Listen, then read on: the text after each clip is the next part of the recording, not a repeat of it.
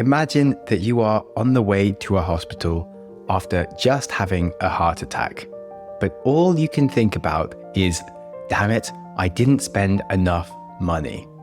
That might seem like an odd thought given the circumstances. However, this was the reflection of Jack Welch after his near-death experience.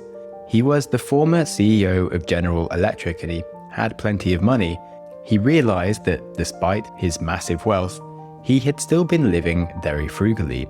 He decided there and then in the ambulance to never buy cheap wine again and in fact spend at least $100 on every bottle for the rest of his life, because what was the point of money anyway?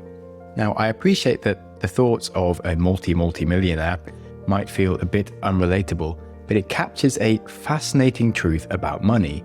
And that is the fact that money isn't about how much you have, but how you spend it that determines your happiness.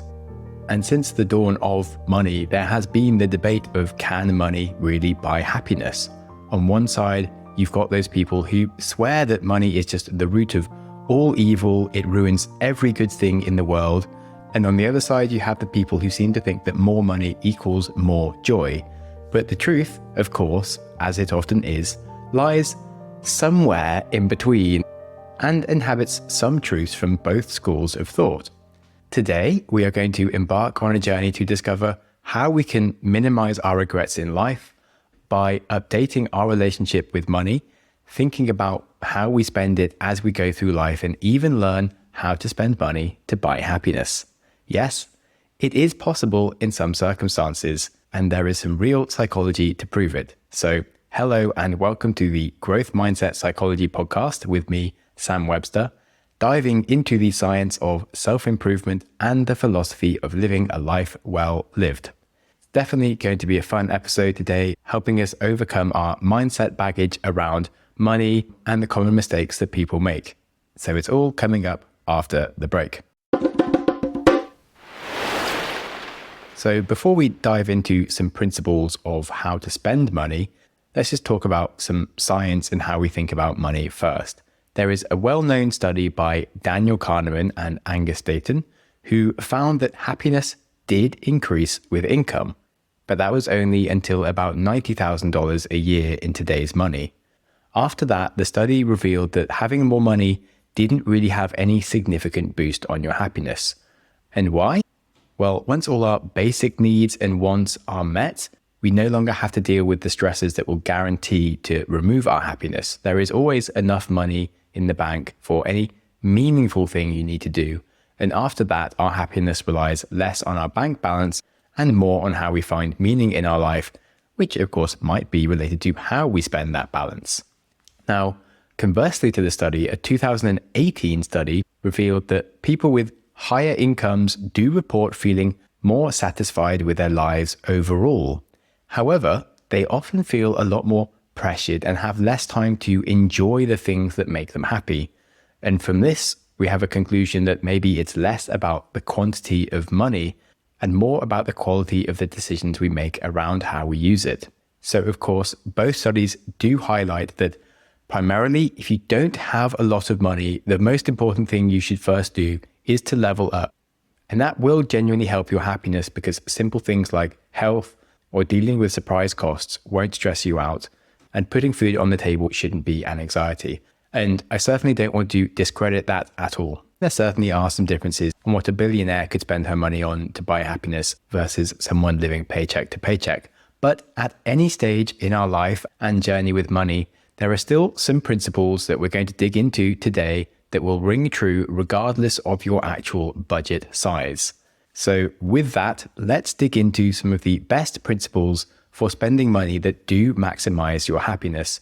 So the first big finding that's most widely repeated and definitely experientially true as well is that we should spend more money on experiences and not things. Imagine this. You buy the latest iPhone, it's shiny, it's new, and for a few days you are very happy with it. But the thrill does fade. It just becomes another item in your pocket. And the phenomenon of this is called hedonic adaptation. It means that we quickly return to a stable level of happiness despite major positive or negative events or life changes. It's exactly the same if you buy a new sofa or TV. They are literally part of the furniture, and that's how our mind thinks of these things. However, contrast this with spending the same amount of money on experiences. Imagine taking a cooking class in Tuscany or going skydiving with some friends. Those experiences not only bring you joy in the moment, but they also create lasting memories that you can recall fondly and will continue to boost your happiness long after the experience is over. A 2010 study from Cornell found that experiential purchases like trips, concerts, or even cooking classes do bring more enduring happiness than material purchases. And why does that happen? Well, there are 6 main reasons that I'm aware of. The first is anticipation. Waiting for a trip or experience is much more exciting than usually waiting for a new gadget. You savor the experience and can talk about it with friends before it even begins. Then you have less comparison. It's very easy to compare your iPhone to someone else's, and within a year there's a new version. Within a few months there's probably some form of Android version with a better camera with like 1000x zoom. But how do you compare your experience of watching a sunset in Bali to someone else's dinner in Paris? You don't. And that is a good thing. Number 3, social connection. Experiences often involve other people. And as we are social creatures, we just thrive on connections. Sharing experiences just creates bonds and memories that far outlast buying some stuff, and stuff only gets older. Number 4, an experientially longer life. The more things you do, the longer your life feels and the less regrets you have. If you do the same things day in, day out, that means your brain each day wipes most of the day's events from your memory banks, and we can find ourselves wondering where the years went. Imagine you spend all of your income that doesn't go into savings on just stuff for your home each year, or you spent it all on experiences. You would remember the year where you spent it all on experiences much more than the year where you just stayed at home every single weekend and just had a home full of stuff. And then the last point here is mental compounding. Unlike possessions that get old and reduce in value, an experience that you share with others is a permanent event. It allows you to catch up with your friends in the future over shared experiences. It allows you to tell stories to your future grandkids and relive the experience and still be getting value out of it for the rest of your life. So the next time you are tempted to buy an expensive watch or phone, etc., do consider using that money to fund a new adventure instead. Memories that you make could be worth more than any material possessions. Right, that was the biggest point of all the things we're talking about today. But there are 9 more shorter tips on how to spend money to buy happiness. So rolling on to the second one, that is invest in relationships and spend money on other people. Have you noticed how good it feels when you buy a friend lunch or surprise someone with a thoughtful gift? There is a reason for that. According to Harvard Business School, spending money on other people can boost your happiness more than spending it on yourself. The concept is known as pro-social spending and is actually effective across all cultures and income levels where they find this result. If you remember those times where you buy your friend a coffee just because, or maybe donated a charity that resonated with you, those acts usually bring you more joy than buying you something for yourself.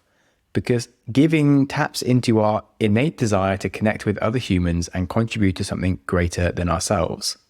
It doesn't have to be grand gestures either. Small acts of kindness like bringing some bagels to the office, buying a book for a friend, or even doing something free, just making some time for other people, leaving a surprise message. They can actually be thought of as selfish acts that enhance your own happiness. Another bonus point here is that we can really reduce our transactional, penny-pinching approach to how we interact with other people. Any relationship can feel transactional when you constantly assess every single purchase between each other, and it can be much more enjoyable to simply just buy things outright yourself and create a culture of taking ownership of paying for things without being too analytical about it. Nearly always we find that these things come out in the wash anyway, and maybe someone is a bit more of a taker. But if you have the attitude of being just a slightly nicer person than the average human around you, you're much more likely to get some good opportunities that wouldn't have come your way otherwise, and it will probably pay itself back more than you realize, just not quite as directly as you expected. Often in life, it's easy to sweat small purchases when we should be thinking about the big ones, and a lot of these small things we don't always have to worry about.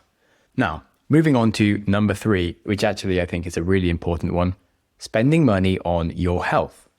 Health is wealth, as the saying goes, and if you're trying to spend money to buy happiness, investing in your health is an absolute no-brainer. Good health allows us to enjoy all other aspects of life. Conversely, poor health will significantly detract from your happiness. They say that a healthy person wants many things, but an unhealthy person wants only one thing.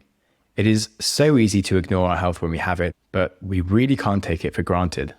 So it's definitely worth investing in paying a little bit more for healthier food that is tasty, making sure we get our exercise, perhaps spending money on a gym membership or a personal trainer to make sure we stay committed to it, or maybe even some workout gear. These things can have substantial benefits for our physical and mental health. I recently upgraded my bike, and I'm so happy to be able to bike around the hills and seaside here in Portugal, as I've had to start doing less running because I have a foot problem. Anyway, enough about my feet. A study in The Lancet did show that people who exercise regularly have 1.5 fewer days of poor mental health a month compared to those who don't. And the slight tangent here that I always believe strongly is that exercise can really help clear our minds, which interestingly reduces activity in the amygdala, which is where our fears are driven from. So exercise helps our mental health, which is of course just as important as our physical health, if not more so. And that means, of course, we should be investing in our wellness and mental health. That could be activities like yoga, meditation. Also, therapy and couples therapy can pay dividends in the long term in terms of our actual happiness and well-being. I would say, even if you're not facing a mental health crisis, speaking to a therapist can be akin to going to the gym for your mind and helping maintain your mental fitness. I am genuinely in therapy at the moment for ADHD and just general life and really enjoying it. Yes, I am running a podcast reliably, but I certainly succumb to half of my ADHD problems all the time, and it's much more of a mess than I'd like it to be. And so why not ask for help? And that leads us nicely on to the next point, which is about buying time to reduce our stress. Time ultimately is our most precious resource, and unlike money, we can't make any more of it. So we can buy our time instead by freeing up our schedules from tasks we'd rather not be doing. And if you think about it, how many times have you dreaded cleaning the house or having to run errands after a long workday? What if you could outsource those tasks and use that extra time to relax, spend time with loved ones, etc.? It really does make a difference. Honestly, because I was looking into this, it led to me hiring a cleaner last month. And it's genuinely only €12 for me to hire a cleaner here in Portugal. And it has been so nice. The stupid thing is it felt so unnatural for me. I genuinely do like cleaning. I find it quite meditative. But lately it turned into something that usually ended up being a 2-hour block on the weekends, which with my added scatterbrain mentality meant that usually half a day every weekend, both me and my partner would lose that to just cleaning. And it's so nice to have our time back and to be able to go into the weekends knowing we don't have another big job to do before we can actually start relaxing. It seems so obvious to both of us now that we've done it, but it totally didn't even enter our brains at all until I was reading into this and I mentioned the idea last month. And it's not just us that feel the effect. Several studies have shown that spending money to save your time, such as hiring a cleaner, using a grocery delivery service, can actually lead to greater life satisfaction. In fact, people that spend their money on time-saving services report greater happiness than those who spend money on material goods, which is another nudge towards not just buying stuff with your money. And I think this can be a hard one to think about for several reasons, because we're used to spending our time to get money, and suddenly giving away our money to get time seems a bit odd. But it's such a useful practice to think about how much your time is worth and what things you shouldn't be doing if the cost to give it to someone else is less than how much you think your hourly time is worth. And then there might be other principles involved. Like for me, when it came to cleaning, I felt like to be a sort of stoic person, you should have less needs, be more self-sufficient. enjoy embracing doing difficult things that you maybe rather would not do rather than paying for convenience. A core belief of mine is that the obstacle is the way, and that if you embrace difficulty, that breeds resilience across the rest of your life. But that doesn't always push you in the right direction, because spending money on saving time is not just about convenience, it's about reducing your stress, freeing up your time for what truly matters. Whether that's spending time with family, pursuing hobbies, buying time is such a good investment. And it's of course the same for side projects or businesses. You don't need to be doing everything yourself. And actually, someone can often do it better, or easily repeatable tasks they can just focus on with ease without it taking up your mental bandwidth and increasing your stress. So here is a really fun idea from psychology, and this is about making smaller, more frequent purchases rather than occasional big splurges. And this can greatly increase our average levels of happiness across a year, say. The concept ties back to our old friend hedonic adaptation. If we spread out our treats, we can keep them all feeling special. In the same way that the first sip of a cold drink on a hot day is always the best. Imagine, let's say, you spend your entire holiday budget on one single 2-week vacation every year. With that same budget, you could have taken several shorter trips throughout the year, and research suggests that the second option would have led to much more sustained happiness, because you would have regularly had something to be looking forward to, and you've had more variety through your year. Daniel Ariely has a really good book called The Upside of Irrationality, and in it he talks about the concept. He says that if you are updating your house, say, you should do it over time rather than all at once. Let's say you get your bonus in and you want to use it as a budget to buy some new art, a new TV, new sofa, etc. If you buy all those things at once using your bonus on the same day, the happiness you feel will be roughly the same level as if you buy just one of those. Over a few months, you adapt to the new thing or things pretty quickly and you're back to feeling normal. However, if you only bought the new TV, a few months later you have the budget to buy a new sofa, your happiness goes up again. And then a few months later you buy the new art and your happiness goes up again. So by containing your urges to splurge on everything all at once, we can increase the overall average level of happiness throughout the year by spreading things out to make them feel like regular boosts. Another thing we can do is consider allowing ourselves a few kind of lower value but luxury treats, because something like a big fancy car is a major undertaking financially. But if you just let yourself have like fancier chocolate once a week, or maybe you buy a premium coffee machine for the kitchen, it's a bit of an expense, but it's not going to break the bank, and it will allow you to just enjoy some little luxuries every day and be able to appreciate them, perhaps as much as you might appreciate a major investment like a fancy car. The important thing is that smaller, frequent pleasures really help maintain our dopamine levels without leading to the same levels of hedonic adaptation we might have to singular big purchases. So next time you are deciding between a huge splurge or a few smaller treats, remember that sometimes less is a lot more. And directly relating to this point, I did mention earlier about the concept of not sweating the small stuff too much, and financial guru Ramit Sethi says that too many people ask $3 questions when they should be asking $30,000 questions. Anyway, we are now halfway through the episode, so a quick advertising break. If you do join Growth Mindset Premium, you don't have to have ads anymore and you can ask me anything. But even if you're staying on the free tier, you can of course skip the ads. We will be progressing with how to make purchases after the break. I mentioned the idea that too many people ask $3 questions when they should be asking $30,000 questions. A cool guy called Cyril Parkinson coined an idea called the Law of Triviality that states that the amount of attention a problem gets is inverse to how important it is. And he gave a really fun theoretical example. He imagined a finance committee given 3 tasks to approve and move forwards: the approval of a 10 million nuclear reactor, a $400 budget for an employee bike shed, and lastly, a $20 budget for employee refreshments in the break room. Now, the committee approves the $10 million nuclear reactor pretty much immediately because the number is too big to contextualize. Alternatives are just too daunting to consider, and no one on the committee is an expert in nuclear power anyway. Next, the $400 bike shed gets considerably more debate. Committee members argue whether a bike rack would suffice or whether a full shed should be wood or aluminium, and they have some experience working with those materials at home and have some opinions. Finally, there's the employee refreshments for the mere $20.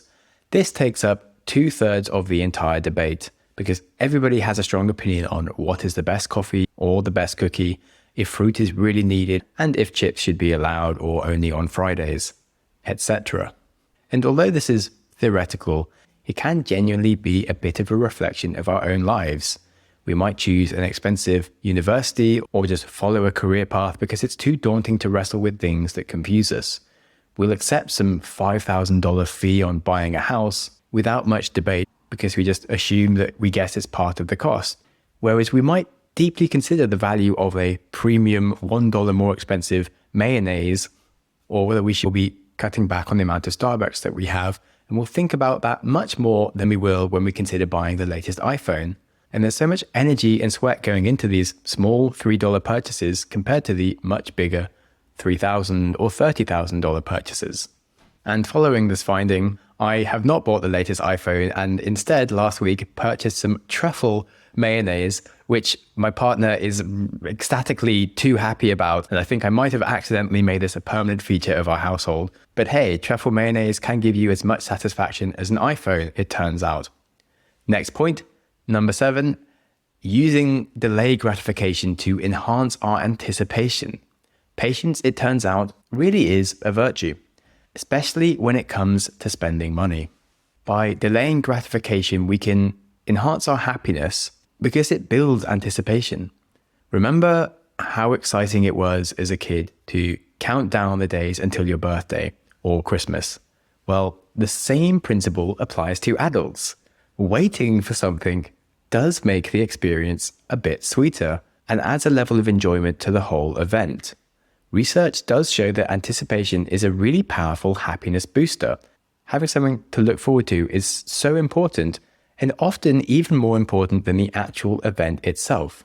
It's shown that people who can delay gratification and plan their spending around anticipated events genuinely experience more happiness than those who seek immediate pleasure. So next time you are tempted to make an impulsive purchase, try waiting a little. I think this is increasingly hard these days when we have Netflix and Spotify and we can just stream any movie, any song we want right now. We don't watch a series waiting each week for the next episode. We just watch it all together in one go. But it's actually less satisfying and it's training us to be more needy. And I think this is part of why we spend more on Amazon now, because we just want the thing right away. Whereas we used to be happy to plan a shopping trip in a month's time and know that something was going to happen then, and that would already make us feel good. Whereas now to feel good, we have to buy the thing instantly, and it's actually a very unhealthy habit, when it turns out the anticipation alone brings you joy. So something I like to do is to set myself targets for things that I'm working on, and then whatever the things are coming up that I want to be buying myself, I'll use that as the thing I'll allow myself to buy to celebrate my successes with a treat. And that really helps me reinforce the muscle of celebrating my wins, because I'm really not natural at doing that. And it also helps me anticipate the fun more, because I look forward to the thing I get to have, I feel like I've earned it, and I get lots of time to think about what I might do with it, as opposed to just having it instantly. So a nice little trick you might want to try, and genuinely when the time does finally come to buy it, the experience can just feel that little bit more rewarding. And now, quite relatedly, as we are on the topic of rewarding ourselves, number 8 is investing in yourself. You can hypothetically be spending money by just accepting lower paid work that you enjoy more and forego the opportunity cost of earning money doing something you didn't like. And it doesn't always need to be a permanent step down. For some people, this might even save them money in the long run because they'll avoid mental health problems, or they might be doing something they're much better at that leads them to more opportunities in the future. Morgan Housel, the author of Psychology of Money, makes a really interesting point here. He says that spending can be a representation of how hard you've worked and how much stress went into earning your paycheck. someone who works 100 hours in a week and hates their job might have an urge to spend frivolously in an attempt to compensate for the misery of how their paycheck was earned. He writes, "Never have I seen money burn a hole in someone's pocket faster than an investment banker receiving their annual bonus. After 12 months of Excel modeling until 3 a.m. in the morning, you have an urge to prove to yourself that it was worth it and offsetting what you sacrificed. It's like someone held underwater for a minute. They do not take a calm breath when they surface, they gasp." Besides the fact that it's a really good piece of writing, it is a very true point, and why I definitely think it is worth pursuing things that you can enjoy doing. People who enjoy their work do find it much easier to delay gratification. Whether they have good pay or not in the work they're doing, if they enjoy it, they don't have the urge to compensate for their hard work instantly. You can summarize it with the conclusion that you don't need to spend money to make yourself happy if you are already happy. Now, number 9, focusing on spending that enables activities. This is another smart strategy, and that's to spend money on things that enable you to do stuff and have experiences rather than on the things themselves. Buying a new bicycle isn't just about the bike. It's about the joy of your weekend rides, the sense of freedom, and the health benefits that come with it. As I've mentioned, I am loving my new bike.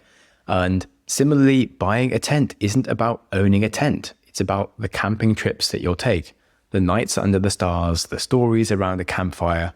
Having this mindset shift to investing in experiences can help you get more happiness out of your purchases because you're focusing on what they will allow you to do rather than the object itself. Now, of course, don't go crazy and buy all the equipment that you're never going to use, as it's easy to get carried away with over-optimizing for potential of things you'll never do. That is a classic fail. But other than that, generally speaking, investing in stuff that will help you do stuff is an excellent investment. And I definitely think it helps you avoid the comparison trap. If you think of your purchases as tools for experiences, you're less likely to compare them with things that other people have. A less fancy car doesn't feel so embarrassing or a problem if you think of it as a tool that enables you to go on road trips and adventures with friends, as opposed to something that you're buying just to look good. As with tents, cars, or anything else that your imagination might conjure up, it's not the size that counts, it's how you use it. Right, coming on to the last point, that is spending money on charity, believe it or not. Psychology regularly shows that giving to others will significantly boost our happiness. And numerous studies see that people who donate to charity or spend money on others do tend to be happier than those who don't. It's not about the warm glow of giving, it's also about feeling connected to a larger community, knowing that you're contributing to something bigger than yourself. There's a concept common in religious practices called tithing, where you give a portion of your income to charity or religious institutions. It certainly sounds like a financial burden, but many of the people that actually do it find it a really fulfilling source of happiness and helps them feel like their life has a purpose. But regardless of the volumes of money you might want to donate or not, it really doesn't have to be a lot. Whether a very small donation to a cause you care about, supporting a friend in need, the act of giving itself can be incredibly rewarding. Every month, I donate to a charity called National Park Rescue, and they protect large national parks across Africa. They help rebuild them and revitalize them, and it's been amazing to watch over the years the changes they've been able to make and feel like I am a small part of that. I recently received their 5-year report on one of the parks they've been helping restore that was on the brink of just complete collapse, and they've been able to bring back the elephant population that was nearly extinct. They've massively reduced poaching in the area, and it's so nice to feel like I'm actually living some of my values rather than just stating them. Another cool thing that you can do here in regards to charity is having a charity budget for the year. So anytime someone in your office, whatever, is raising money with a cake sale or a marathon, and it saves you from feeling cynical about why the hell they're doing it. You can just take from your charity budget and give it to any charity raise without questions asked, and do it with a smile rather than being regretful about it. And whatever money is left from your charity budget at the end of the year, you can then spend that on your favorite charities. Right, that is the 10 main tips of the episode. But finally, we have a bit of a meta summary tip, which again, I'm counting on Morgan Housel and his book in Psychology of Money. He talks about the concept of not knowing what kind of spending will make you happy because you haven't even tried novel or weird ways of spending your money. Just like paying for a cleaner was a really weird thing for me and my partner to do, but it does genuinely make us slightly happy. Every time we have a clean house without having to do anything ourselves, we can learn from this that we need to embrace things that might not initially appeal to us and feel weird. A common theme running through basically every episode in the growth mindset is the point of investing in curiosity and seeking ways to increase our levels of experiences and build in feedback and an awareness of where we should be doubling down, because there's so many things we could be doing that we simply don't know about. We are so blind to our culture and our situations and the ways of being that feel so normal to us without realizing the true potential of variety that exists in the world. When we assume that we know what is best for us, we are instantly failing at achieving the full potential of our life, because there's so much potential we're not exploring and giving the opportunity to arise. A lot of people find that they do feel there is something missing in life, or they haven't quite achieved the sense of satisfaction or accomplishment in the life that they think they have potential for. And they also aren't able to articulate what that would even mean or be because they don't know what it is. And the reason is they haven't explored enough to find out. I'll quote Morgan Housel directly here. He says, "A lot of people have no idea what kind of spending will make them happy. What should you buy? Where should you travel? How much should you save?" There's no single answer to these questions because everyone is different. People default to what society tells them. Whatever is the most expensive thing will bring the most joy. But that really isn't how it works. You have to try spending money on tons of different oddball things before you can find what works for you. For some people, that is travel. Others can't stand being away from home. For some people, it might be spending on nice restaurants. Others just don't get the hype and prefer a cheap pizza.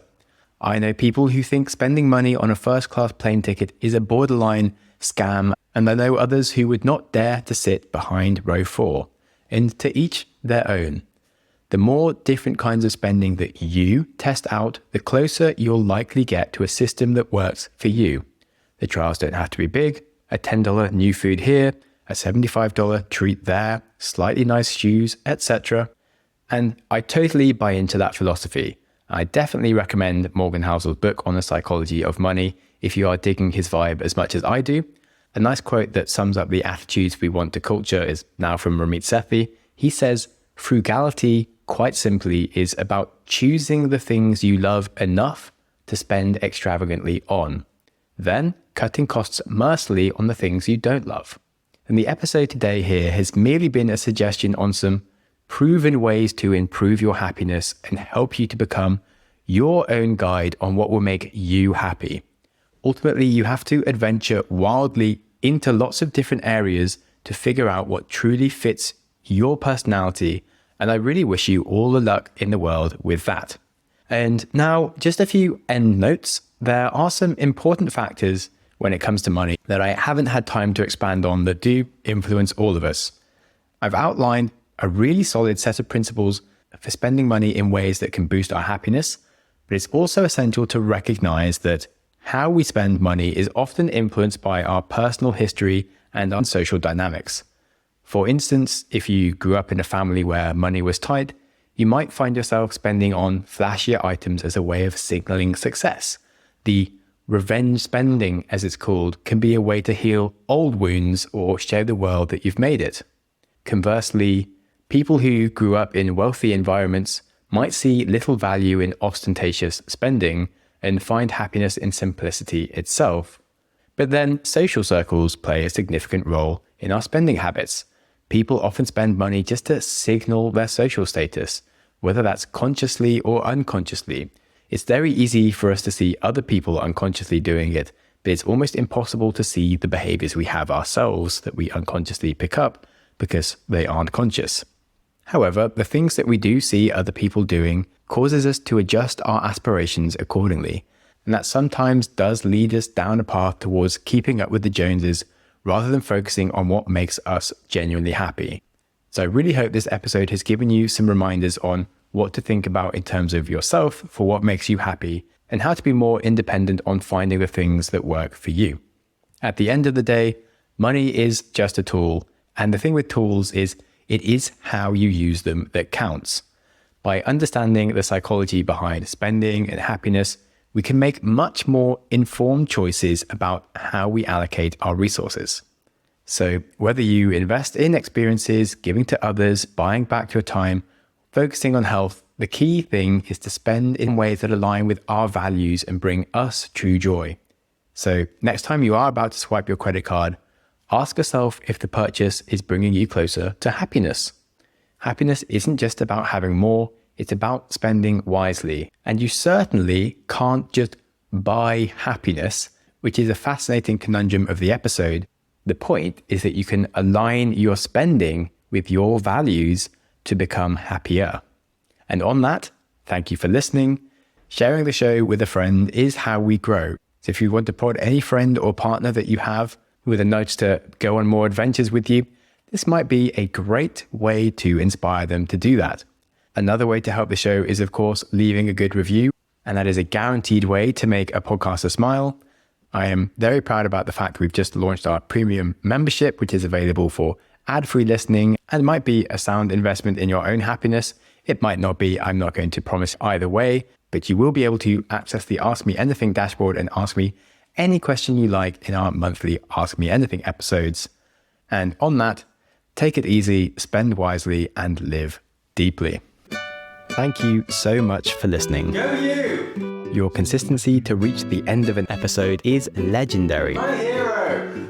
If you have any ideas or feedback for the show, I'm always interested to hear from you. You're the best! Studies show we need time for information to sink in, so I'm going to give you a 5-second pause, silence, to reflect on one idea from the show before you jump back into your busy life. Ready and go.